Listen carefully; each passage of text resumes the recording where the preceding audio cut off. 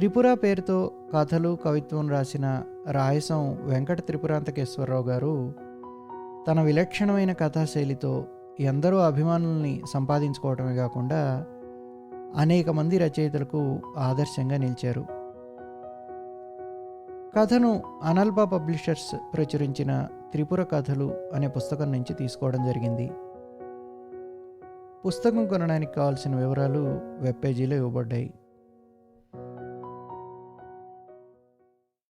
శేషాచలపతిరావు అద్దంలో చూస్తూ దువ్వుకుంటూ, "ఇవాళ నీ పేరు అలక్ నిరంజన్" అని చెప్పాడు అద్దంలోని శేషాచలపతిరావుతో. అద్దంలోని శేష నవ్వి, "గొప్ప మజా స్కౌండ్రల్, నీ సంగతి ఏం చెప్పను. అవును కానీ నీకు ఎడం పాపిడేమీ బాగాలేదు ఇవాళ. కుడి పాపిడిలాగు. టైనాట్ కింద డింపుల్ బాగాలేదు.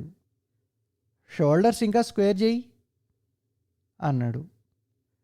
విండర్స్ నాట్ కింద డింపుల్ దిద్ది పాపిడి కుడి చేసి మళ్ళీ బ్రష్ చేసి బొగ్గల్లోని డింపుల్స్ ప్రాక్టీస్ చేసి అద్దం పక్కని పిన్ చేసి ఉంచిన క్లాస్ రొటీన్ చూశాడు. మొదటి 2 పీరియడ్స్ ఉండాలి, 3, 4 స్కిప్ చేయొచ్చు. హాస్టల్ గేట్ దాటుతూ పవర్, ట్రెచరీ, అడ్వెంచర్, నేను నేతాజీని, హిట్లర్ని, వినండి, బుద్ధి లేని బలం లేని బ్యాస్టర్డ్స్, మిమ్మల్ని హతమార్చేస్తాను, పారా హుషార్, లక్షలుగా క్రిముల్లాగా బతుకుతున్న మిమ్మల్ని రూపురేఖలు లేకుండా చేస్తాను. పిడికిలి బిగబట్టి హాస్టల్ వైపు కాలేజీ వైపు చూపించి గట్టిగా చెయ్యి ఊపాడు.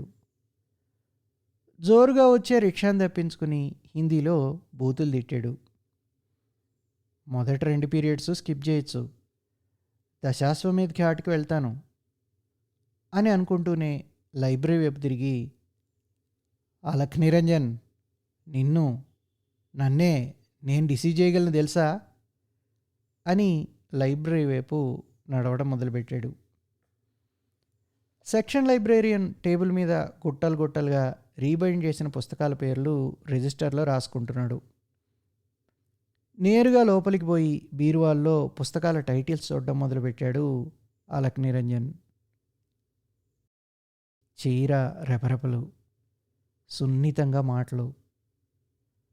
కంటి చివరి నుంచి చూస్తే సెక్షన్ లైబ్రేరియన్ టేబుల్ మీద వేళ్ళు, లేడీ, జింక, డీర్. ముఖం తిప్పి చూశాడు. తన వైపే చూస్తోంది ఉమాడే. అప్రయత్నంగా కళ్ళతో నవ్వాడు అలక్. అప్రయత్నంగా కళ్ళతో నవ్వడం అలవాటు చేసుకున్న నిరంజన్ హిందీలో అంది, "నా కార్డు మర్చిపోయాను. శనివారం త్రివేది సెమినార్లో ఎస్ఏ సబ్మిట్ చేయాలి. మీ కార్డు మీద చాసర్ మీద బుక్స్ ఏమన్నా ఇప్పిస్తారా?" ఆ క్షణంలో చిరునవ్వు మాయమైపోయింది నిరంజన్ కళ్ళల్లో. క్షణంలో కళ్ళలోని నవ్వుని మాయం చేయడం అలవాటు చేసుకున్న అలక్ కళ్ళల్లో. ఇంగ్లీష్లో అన్నాడు, "కారిడార్లోకి రండి." గాజద్దాల కిటికీ దగ్గరగా వెళ్ళి వెనక్కి తిరిగి కోపంగా అన్నాడు, "నా కార్డు ఎప్పుడూ జేబులో పెట్టుకొని తిరగను. మీరెవరో నాకు ఇంకా బాగా తెలీదు. తెలియని ఆడవాళ్ళందరికీ సాయం చేసే షివల్రస్ మనిషిని గాను." ఉమా కళ్ళల్లో మెరుపులాగా కోపం. ఇవ్వకపోతే ఇవ్వనని మృదువుగా చెప్పచ్చు. గొంతుకలో అంత తండ్ర అవసరం లేదు. విసురుగా చీర మెరుపు మాయమైంది. మళ్ళీ తెరెత్తబడింది. తను అనుకోకుండానే అకస్మాత్తుగా. అయితే తన భవిష్యత్తుకి ఆకారం తానే ఇస్తాడు. ఇప్పుడు జరుగుతున్నది తను ఎప్పుడో ఊహించి మనస్సు మారుమూలల్లో తొక్కిపడేసి ఉంచిన నాటకంలోని ఒక భాగం. తెరెత్తేసింది కాలం కాస్త ముందుగానే. అయితే తనెప్పుడూ సిద్ధమే. "జగదేవ్, జగదేవ్." "జీ." "ఈ అల్మైరా తాళాలి." తాళాలు తీసుకుని బీరువా తెరిచి 2 పుస్తకాలు తిరిగేశాడు. జగదేవ్ అక్కడే నిలబడ్డాడు. ఒక చివరన ఇషరుడ్ నావల్ ఒకటి కనిపించింది. ఇదిగో, నువ్వు అన్ని రకాల మనుషులకి తాళాలు ఇచ్చేస్తావు. ఎలా అడ్డదిడ్డంగా పెట్టేశారో చూడు. ఈ పుస్తకం ఇక్కడేమిటి చేస్తుంది? తీసుకువెళ్ళి ఫిక్షన్లో పెట్టు. మీకు బుద్ధి రాదు. ఎన్నిసార్లు లైబ్రరీని చేత తిట్లు తిన్నా. జగదేవ్ గొణుక్కుంటూ పుస్తకం తీసుకుపోయాడు. అల్మైరాలోంచి చాసర్ మీద లెగుయి రాసిన పుస్తకం పైకి తీశాడు. కోటు పక్కకి లాగి షర్ట్కి బెల్ట్కి మధ్య పుస్తకాన్ని దోసి మళ్ళీ కోటు కుండీలు పెట్టాడు. ఎడం చెయ్యి అడ్డంగా పెట్టుకొని జగదేవ్ని పిలిచి తాళాలు ఇచ్చేశాడు. కౌంటర్ దగ్గర, పండిట్జీ, ఇంకా కాస్త విజిలెంట్గా ఉండాలి. పుస్తకాల దొంగలు ఎక్కువైపోయారు. ఇవాళ నాకు కావాల్సిన ఒకటి కనిపించలేదు. ఇష్యూ కూడా అవ్వలేదు. మీరు ఇంత ఇన్ఎఫిషియెంట్గా ఉంటే మేము కంప్లైంట్ చేయాల్సి వస్తుంది. కోపంగా వికెట్ తీసుకొని విసురుగా పైకి వచ్చేశాడు అలక్ నిరంజన్. లైబ్రరీ చెట్టు కింద క్యాంటీన్. చెట్టు కింద బల్ల మీద కూర్చుని 4 సమోసాలు తిని టీ తాగుతూ చుట్టూ ముసిరే ఎర్ర కందిరీగల్ని ఛాసర్తో అప్పటికే 6 చంపాడు. ఇంకో 5 నిమిషాల లోపల ఉమా పైకి రావాలి, వచ్చి తీరాలి అనుకున్నాడు. రిస్ట్ వాచ్ విప్పి చేత్తో పట్టుకున్నాడు. సాసర్ బల్ల మీద ఉంచి కప్ మాత్రం చేత్తో పట్టుకుని లైబ్రరీ వైపు తిరిగి నిలబడ్డాడు. 4 నిమిషాలు 40 సెకండ్లు, 45, 50, 58, 5 నిమిషాలు. ఉమా లైబ్రరీ మెట్లు దిగి వస్తుంది. దగ్గరగా వచ్చింది. హలో, మీరు 2 సెకండ్ల ఆలస్యం. చూసారా? స్టాప్ వాచ్ లాగా పట్టుకుని ఎలా లెక్క పెడుతున్నానో. ఈసారి క్షమించాను. రండి. మేనర్స్ గురించి బాధపడితే మీకు కావాల్సిన బుక్ దొరకదు. మీ హృదయంలోని మిక్స్డ్ ఫీలింగ్స్ నాకు స్పష్టంగా కనిపిస్తున్నాయి. అయినా ముందుకు దగ్గరగా అడుగు వేసింది ఉమా. అయినా మీరు ఒప్పుకుంటారు. రండి. ఉమా నవ్వింది. బెంచ్ మీద కూర్చుంది. గులాబ్ జామున్ కూడా చేశాడు శర్మాజీ. స్వీట్స్ అంటే అసహ్యం నాకు. స్వీట్స్ అంటే ఇష్టపడే వాళ్ళని మెషిన్ గన్తో షూట్ చేస్తామనిపిస్తుంది. కాబట్టి సమోసాలు. ఏమంటారు? And tea. ఇదిగో మీకు కావాల్సిన పుస్తకం. మన ఫ్యూచర్ అసోసియేషన్కి చిహ్నంగా ఈ 6 కందిరీగల కళేబరాల్ని చాసర్తో చంపి సిద్ధంగా ఉంచాను. వద్దు, మీరు మాట్లాడడానికి ప్రయత్నించకండి. నేనే అంతా మాట్లాడేసిన తర్వాత మీకు అవకాశం ఇస్తాను. మీరు నాకు జూనియర్. మీ పేరు ఉమాడే. గౌహతిలో బిఏ చదివారు. ఇక్కడ బెంగాలీ టోలాలో అంకుల్ దగ్గర ఉన్నారు. తర్వాత నా సంగతి. బెలూచిస్తాన్, జర్మనీ నా స్పిరిచువల్ హోమ్స్. ఇంఫాల్లో 14th ఆర్మీలో పనిచేశాను. కెప్టెన్గా కోర్ట్ మార్షల్ చేశారు. కారణాంతరాల వల్ల ఇక్కడ 30 సంవత్సరాల వయసులో యూనివర్సిటీలో చదవడానికి కారణాలు ఒక్కొక్క వేలు ముడుస్తూ చెప్పాడు. 1, నాకు హోమ్ లేదు, బంధువులు లేరు. 2, ఉద్యోగాలు చేయడానికి కావలసిన టెంపర్మెంట్ లేదు. 3, హోటల్స్లో ఎప్పుడూ ఉండటానికి కావలసిన డబ్బు లేదు. 4, యూనివర్సిటీలో చదువు నా ఎస్టిమేట్ ప్రకారం చాలా చౌక. చూసారా, 4 నిమిషాల్లో 4 నెలల పరిచయం అయితే కానీ తెలియని విషయాలన్నీ చెప్పేశాను. కాలానికి ఏదీ వదిలేయకూడదు. సమోసాలు, టీ వచ్చాయి. ఉమ తినడం మొదలుపెట్టింది. రిమార్కబుల్. మీరు 2 వేళ్లతో సమోసాల్ని చిన్న చిన్న ముక్కలు చేసి గ్రేస్ఫుల్గా నోట్లో పెట్టుకొని అవి బాధతో ఏడుస్తాయేమో అన్న భయంతో మెల్లమెల్లగా తినడం అలవాటు చేసుకోలేదు. అడ్మిరబుల్. సమోసాలు అయిపోయాయి. ఇప్పుడు మీరు మాట్లాడచ్చు. మీరు విచిత్రమైన వ్యక్తులు. అన్ని విషయాలు చెప్పారు కానీ మీ దగ్గర లైబ్రరీ కార్డు లేకుండానే ఈ పుస్తకం ఎలా తెచ్చారో చెప్పలేదు. కుడి చేతి వేళ్లగోళ్లతో బెంచ్ మీద వరుసగా చప్పుడు చేయడం మొదలుపెట్టాడు. Horse riding in Chandika. చాలా కాలం క్రింద చండికా అనే ఫిల్మ్ చూశాను. అందులో గుర్రాలు పరిగెడుతుంటే ఇదే చప్పుడు. Chandika on horse back. 5 అడుగుల 11.5 అంగుళాల పొడవు, 180 పౌండ్ల బరువు మనిషిని ఈ 10 అంశుల బరువు పుస్తకాన్ని తేయడానికి లైబ్రరీ కార్డు ఉండాలా? ఇష్యూ కౌంటర్ దగ్గర పండిట్జీ బాగా తెలుసులేండి, అడిగి తెచ్చాను. మీరు 4 రోజులు ఉంచుకొని నాకు తిరిగి ఇచ్చేయండి. ఉమా తెలివైన పిల్ల అంది. నన్ను ఒక మాట చెప్పనిస్తారా? మీరు చాలా నెర్వస్ మనుషులు అనుకుంటాను. దాన్ని కప్పిపుచ్చడానికి ఈ విధంగా మాట్లాడతారు, అంతేనా? ఉమ కళ్ళల్లోకి సూటిగా తీవ్రంగా చూశాడు నిరంజన్. మీరు సైకాలజీ పుస్తకాలు చదివినట్టున్నారు, లేకపోతే ఎవరో అంటే విన్నారు. అంత సులభంగా లేబుల్ అంటించకండి. మీ మంచికి చెప్తున్నాను, నేను డేంజరస్ మనిషిని. శర్మాజీ రూపాయి నోటిచ్చి చిల్లర తీసుకున్నాడు. నన్ను మర్చిపోండి. ఈ సెప్టెంబర్ వెదర్ నన్ను సరదాగా మాట్లాడడానికి ప్రోత్సహించింది, అంతే. మీకు ఇంకా చిన్న వయసు. Good bye. లేచి గిరుక్కుని తిరిగి పెద్ద పెద్ద అడుగులు వేస్తూ బిర్లా హాస్టల్ వైపు నడిచిపోయాడు. అలా పెద్ద పెద్ద అడుగులు వేస్తూ నడవడం అలవాటైపోయిన అలక్ బ్రోచా హాస్టల్ దగ్గర బస్ ఎక్కాడు. ఖాళీగా ఉంది. గొడోలియాకి 2 టికెట్లు అడిగాడు. ఒక్కడికే 2 ఎందుకు అడిగాడు కండక్టర్. అది నీకు అవసరం లేదు, ఒకటి నాకు, రెండోది నా స్పిరిట్కి అన్నాడు అలక్. రుయా హాస్టల్ స్టాప్ దగ్గర అమెరికన్స్లా కనిపించే ఓ జంట ఎక్కారు. అతను లావుగా పొట్టిగా, ఆమె సన్నగా పొడుగ్గా అందంగా. లైక్ ఏ క్వీన్ అనుకున్నాడు. క్రిందటి సాయంత్రం శాన్ ఫ్రాన్సిస్కో నుంచి ఒక పెద్ద గ్రూప్ దిగిందట. ఆ గ్రూప్లోని వాళ్లే కాబోలు అనుకున్నాడు. కండక్టర్తో గేంజెస్కి టికెట్స్ అన్నారు వాళ్ళు. కండక్టర్కి బోధపడలేదు. గొడలియాకి అన్నాడు అలక్. వాళ్ళ వైపు చూసి అన్నాడు, మీకు ఇష్టమైతే సహాయం చేయగలను, నేను కూడా గేంజెస్ వైపే వెళ్తున్నాను.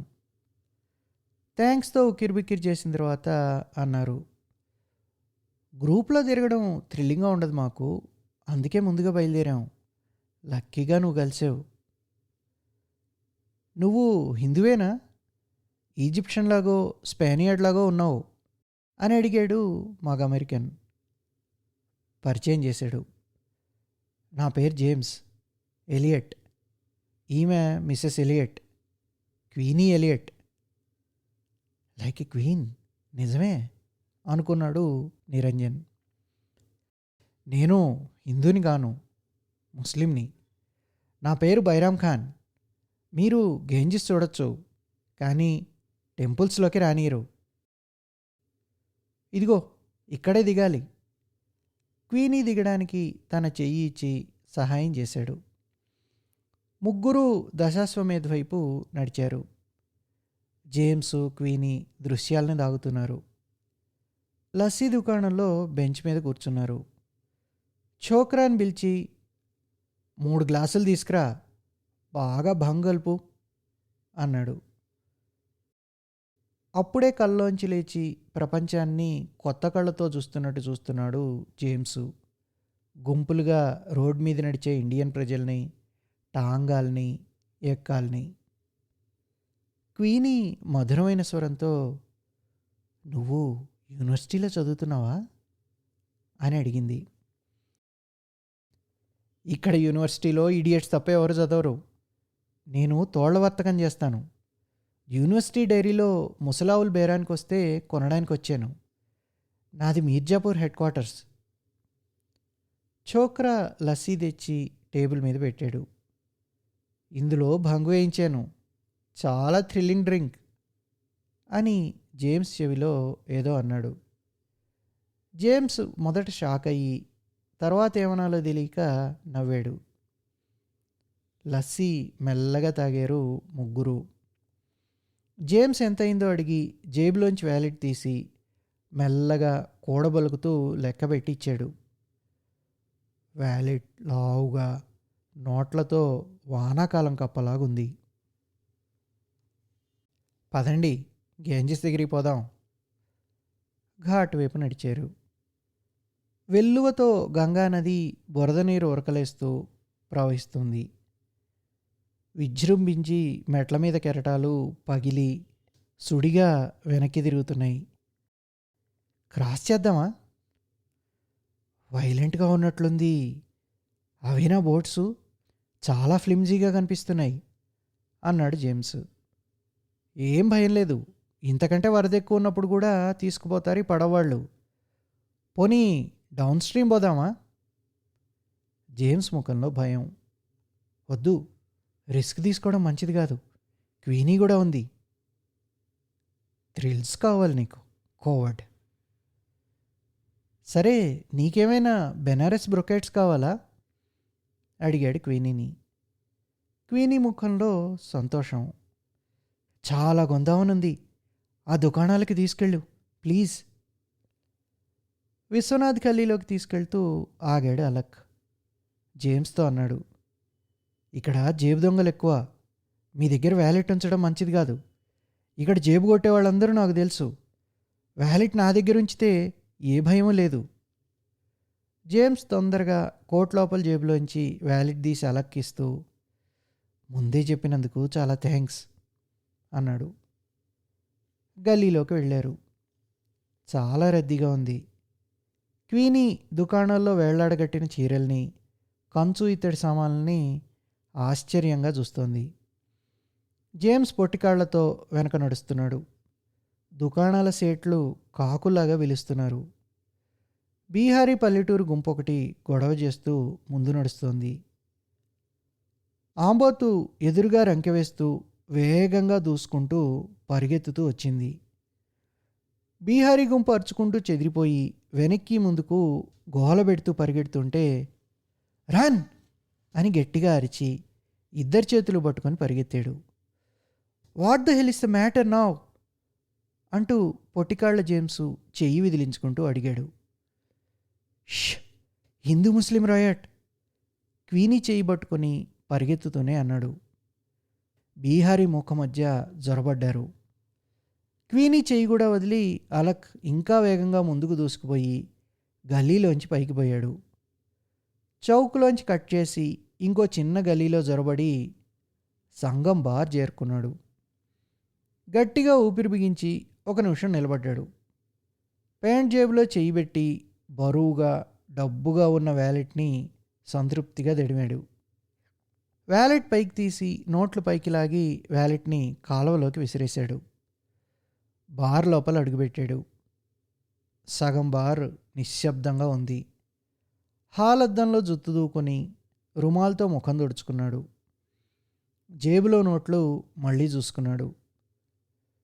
60కి పైగా 10 రూపాయల నోట్లు. అద్దంలో చూస్తూ కుడికన్ను గట్టిగా మూసి నాలిక పైకి పెట్టి మళ్ళీ లోపలికి మడిచి ఎడంచేయి చూపుడు వేలు పెదవుల మీద నిలువుగా నిలిపి మెల్లగా అన్నాడు, ఎవ్వరికీ చెప్పొద్దు సక్కర్స్. బార్లో నిశ్శబ్దం. బూత్స్లో తొంగి చూస్తే ఎవరూ లేరు. పక్క గదిలో బెనర్జీ డెస్క్ దగ్గరికి వెళ్ళాడు.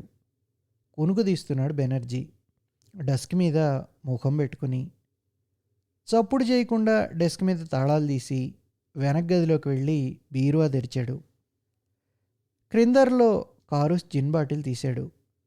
బెనర్జీ దగ్గరికి వచ్చాడు. డెస్క్ మీద వంగి బెనర్జీ వీపు మీద గట్టిగా జరిచాడు. ఉలిక్కిపడి కోపంగా బాధగా భయంగా అర్థం లేని అరుపులు అరుస్తూ లేచాడు బెనర్జీ. కళ్ళు రెపరెపలాడించి శేషాచలపతిని చూసి బెంగాలీలో అన్నాడు, బా, ఎంత దెబ్బ కొట్టేవరా బాబు, ఇంత మిట్ట మధ్యాహ్నం వచ్చేసేవేమిటి? ఎవరూ లేరు కుర్రాళ్ళు.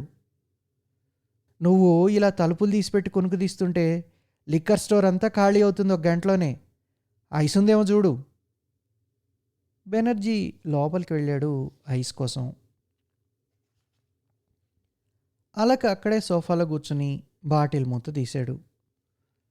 బెనర్జీ ట్రేలో ఐసు, వైన్ గ్లాసులు, నిమ్మకాయలు పట్టుకొచ్చాడు. గ్లాసుల్లో 3 పెగ్గులు జిన్ పోసి ఐసు ముక్కలు వేసి బెనర్జీకి ఒకటిచ్చి తను సిప్ చేయడం మొదలుపెట్టాడు. బెనర్జీ గడగడా తాగేసి గ్లాస్ ఖాళీ చేసి మాట్లాడడానికి గొంతు సవరించుకుంటుంటే, మాట్లాడద్దు, నన్ను వదిలి నీ పని నువ్వు చూసుకో, అంటే మళ్ళీ ముఖం డెస్క్ మీద పెట్టి పడుకో అన్నాడు అలక్. బెనర్జీ కళ్ళు మూసుకుని చిరునవ్వు నవ్వి తిరిగి సమాధిలోకి వెళ్ళిపోయాడు.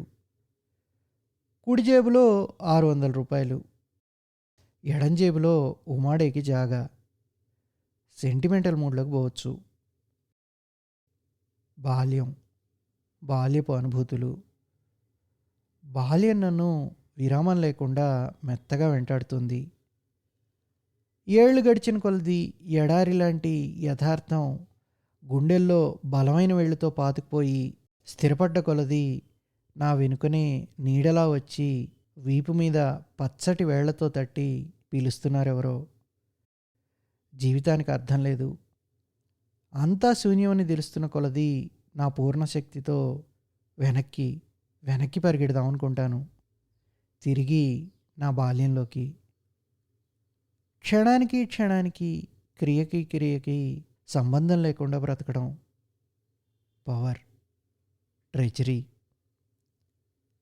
జిన్ కైపెక్కిస్తుంటే వాచాలత్వం, దెబ్బలాడడం, సోపానాలు స్కిప్ చేసి సెంటిమెంటల్ మూడ్లోకి ప్రవేశించి అందులోంచి మెల్లగా జరిగి కళ్ళనీళ్ల ప్రవాహంలో పడ్డాడు. ఇంకా కొంచెం మత్తుండగానే మెల్లగా తూలుకుంటూ హాస్టల్ చేరుకున్నాడు శేషాచలపతి. బట్టలన్నీ విప్పేసి నగ్నంగా మంచం మీద పడుకొని 10 నిమిషాల తర్వాత చల్లటి నీరుతో ముఖం కడుక్కొని అద్దంలో చూసుకుంటూ, ఎలా ఉంది అలక్ నిరంజన్ ఈ దినం అని అడిగాడు అద్దంలోని శేషాచలపతిని. రేపు నీ పేరు సాల్వదార్ దాలి, ఏం చేస్తావో అని అద్దంలోని శేషాచలపతి విషపు నవ్వు ఒకటి మధురంగా నవ్వాడు.